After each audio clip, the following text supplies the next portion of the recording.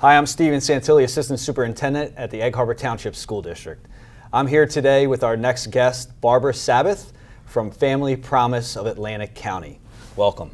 Thank you. So we're going to start today and we're just going to focus on your role within the organization. Okay. So why don't you tell us a little bit about the organization itself and also your role within Family Promise. Okay. We are an agency in our county which helps homeless children and their families. Our goal is to keep the family intact and to help them get themselves back on their feet as quickly as we possibly can. We have a mission statement that says that for homeless children and their families, we will provide hope, stability, and a future. And that is what we're really after in this program. I have been on the grassroots of this organization since 2013. I was the core group leader, as I was called back then, and then I became the president of the board, and now I am just a board member. But just being a board member means a lot because we are an active board. It's not just a name. Our board members all take an active part. They take an active part in committees, in fundraising, in all aspects, and even in hosting and helping these families. So something that you mentioned that you said to me, we always tell folks here in education too that you're not just a board member because the work that you're doing is Right. really important. Right. So let's talk about your role as a board member and also what was your motivation behind the dedication to really focus on homelessness and hunger? Well, let me address that question first about my motivation.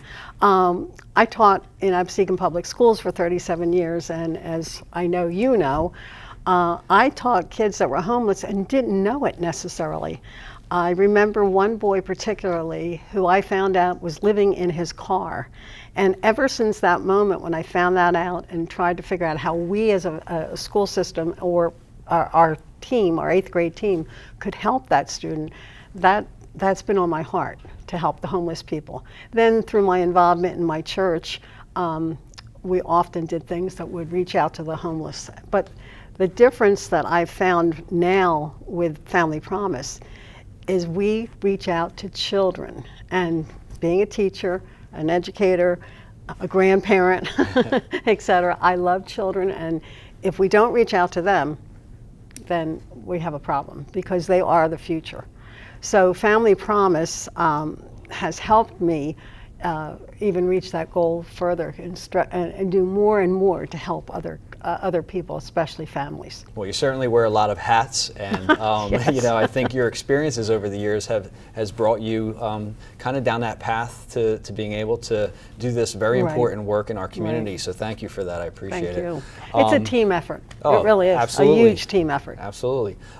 Can you also just focus for a minute on Family Promise and talk about the programs that and services that Family Promise would offer to people in need?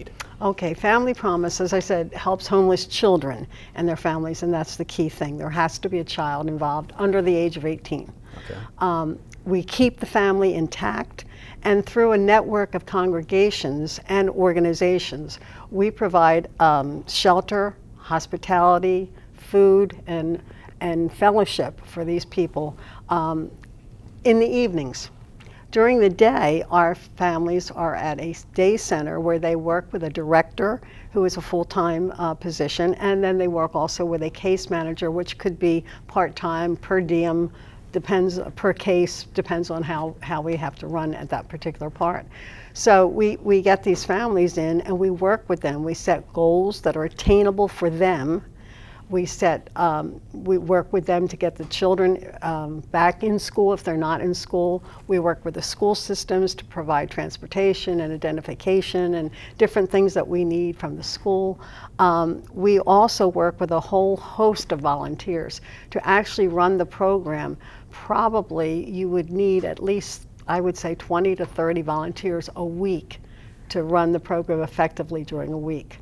And they come from all walks of life. Many of them come from the congregations, but they also come from school systems. They come from the public sector, wherever, where people can have it in their heart that they want to help these people.